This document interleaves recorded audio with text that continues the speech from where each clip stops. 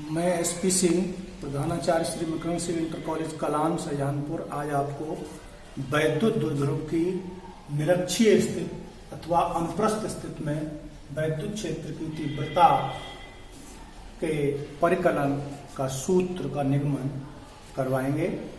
सबसे पहले हमको इसमें देखिए एक चित्र को समझना होगा कि इसमें एक चित्र है, इसमें एक वैद्युत द्विध्रुव दिखाया गया है BA, जो कि -Q और +Q आवेशों से बना हुआ है, जो कि 2L दूरी पर रखे हुए हैं। इनका मध्य बिंदु O है। इस मध्य बिंदु O से इस वैद्युत द्विध्रुव की जो डायरेक्शन है उससे लंबवत दिशा में अर्थात निरक्षीय स्थिति में या अनुप्रस्थ स्थिति में स्मॉल r दूरी पर एक बिंदु P है। इस बिंदु P पर हमको वैद्युत क्षेत्र की तीव्रता ज्ञात करनी है। तो इसके लिए हम सबसे पहले इस बिंदु P को बिंदु A और बिंदु B से मिलाएंगे। चूंकि ये दूरी r है और ये L है, तो ये चूंकि PO एक समकोण त्रिभुज होगा, तो पाइथागोरस प्रमेय से हम दूरी AP और BP का मान कैलकुलेट करेंगे। तो इसकी वैल्यू हो जाएगी √r² + L²। तो सबसे पहले हम +Q आवेश के कारण इस बिंदु P पर वैद्युत क्षेत्र की तीव्रता का मान निकालेंगे E1, जो कि होगा E1 बराबर 1/4πε0kQ/AP²। और इसी तरह से इसके कारण निकालेंगे E2, जिसकी डायरेक्शन इधर के लिए होगी माइनस आवेश की ओर, और प्लस आवेश से जो वैद्युत क्षेत्र की तीव्रता होती है वो प्लस से दूर की ओर होती है। तो इन E1 और E2 को हम परस्पर लंबवत घटकों में वियोजित करेंगे तो देखेंगे कि जो E1 sin थीटा और E2 sin थीटा जो ऊर्ध्वाधर घटक हैं, ये परिमाण में बराबर और दिशा में विपरीत है, तो ये एक दूसरे को कैंसिल कर देंगे, निरस्त कर देंगे, जबकि इनके क्षैतिज घटक जुड़ जाएंगे। तो इस प्रकार से आप समझेंगे। सबसे पहले देखिए हमने लिखा है यहाँ पर कि चित्र में BA एक वैद्युत द्विध्रुव है, जिसके मध्य बिंदु O से निरक्षीय स्थिति में स्मॉल r दूरी पर स्थित बिंदु P है। स्पष्ट है, चित्र से स्पष्ट है कि दूरी AP बराबर BP बराबर √r² + L²। माना कोण OAP बराबर कोण OBP बराबर थीटा है। ये मान लिया हमने थीटा। ये कोण चूंकि इसके बराबर होगा क्योंकि ये संगत कोण है, ये कोण इसके बराबर होगा क्योंकि ये एकांतर कोण है। तो इस प्रकार से हम पहले +Q आवेश से बिंदु P पर वैद्युत क्षेत्र की तीव्रता का मान निकालेंगे। तो ये E1 वेक्टर बराबर होगा 1/4πε0k × Q/AP²। यहाँ पर जो K है वो माध्यम का परावैद्युतांक है, जिस माध्यम में ये वैद्युत द्विध्रुव रखा हुआ है। तो ये AP का वैल्यू लगा देंगे और इसको अंडर हट जाएगा फर्क करने पर, तो ये इसकी दिशा आ जाएगी AP वेक्टर दिशा में। इसी तरह से -Q आवेश के कारण निकाल लेंगे वैद्युत क्षेत्र की मान और दिशा। तो इस प्रकार से हम देख रहे हैं कि E1 वेक्टर व E2 वेक्टर के परिमाण बराबर परंतु दिशाएं भिन्न है। अतः E1 वेक्टर व E2 वेक्टर को लंबवत घटकों में वियोजित करेंगे, उनको घटक बना देंगे, इनके आयताकार घटक, जिससे E1 sin थीटा व E2 sin थीटा हम देखेंगे कि ये परिमाण में बराबर है परंतु दिशा में विपरीत है होने के कारण एक दूसरे को निरस्त कर देंगे, कैंसिल कर देंगे, और इनका परिणाम ही शून्य हो जाएगा। इनका कोई भी प्रभाव हमें यहाँ पर दिखाई नहीं देगा। जबकि E1 cos थीटा और E2 cos थीटा ये परिमाण में बराबर है परंतु दिशा इनकी एक ही है। तो एक ही दिशा में होने के कारण ये परस्पर जुड़ जाएंगे। अतः बिंदु P पर परिणामी वैद्युत क्षेत्र का मान या परिमाण हो जाएगा E बराबर E1 cos theta + E2 cos theta. अब हम E1 और E2 की जो मान है वो ऊपर वाले सूत्रों से यहाँ पर रखेंगे, तो हमको मान मिलेगा E बराबर 1/4πε0k × Q/r² + L² cos theta plus फिर यही वैल्यू आ जाएगी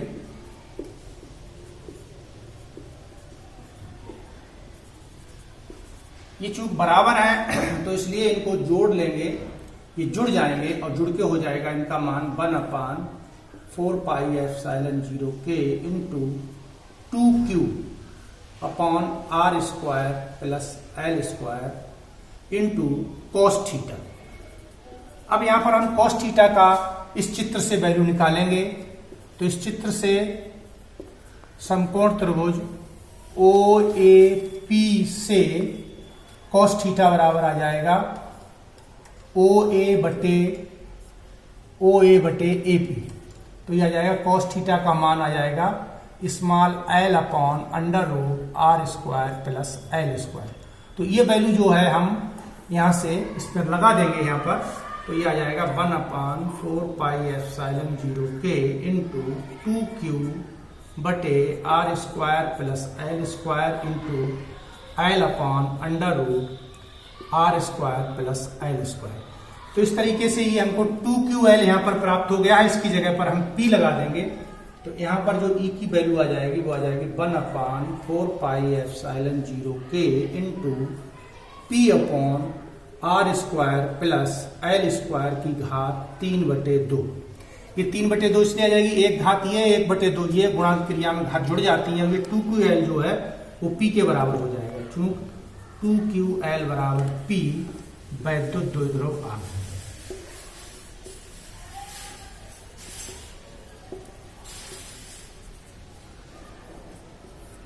यहां से ये जो है एक सूत्र मिल गया हमारा वैद्युत द्विध्रुव वैद्युत क्षेत्र की तीव्रता का वैद्युत द्विध्रुव की निरक्षीय स्थिति में।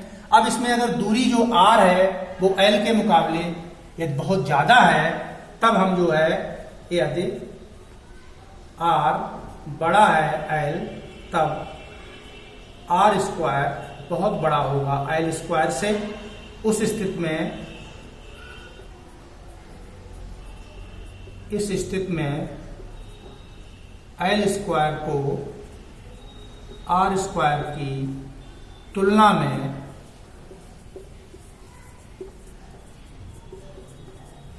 नगण्य मान लेंगे।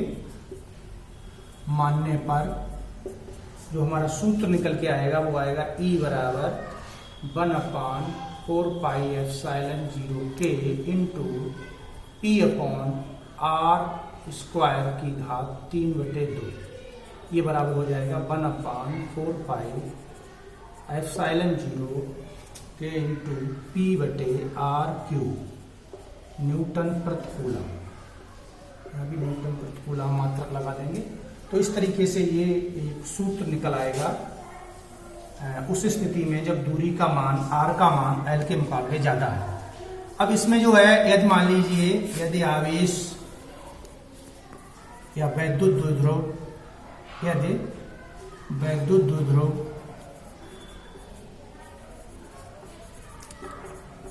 वायु या निर्वात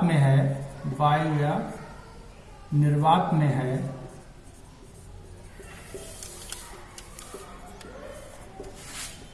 तब k बराबर 1 रख देंगे, तब आ जाएगा सूत्र E बराबर 1/4πε0 इंटू p/r³ न्यूटन प्रति कूलम।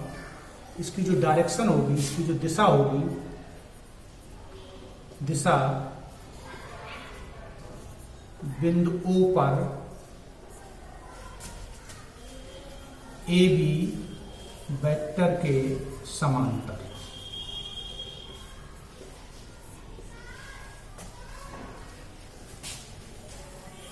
इस सूत्र को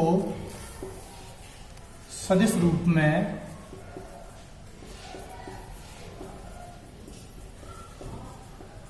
इस प्रकार लिखेंगे E वेक्टर बराबर 1/4πε0 इंटू माइनस p वेक्टर बटे r³ न्यूटन प्रति कूलम। अर्थात जो E वेक्टर की जो दिशा है वो p वेक्टर की दिशा के अपोजिट होगी। E वेक्टर की दिशा p वेक्टर की दिशा के विपरीत होगी।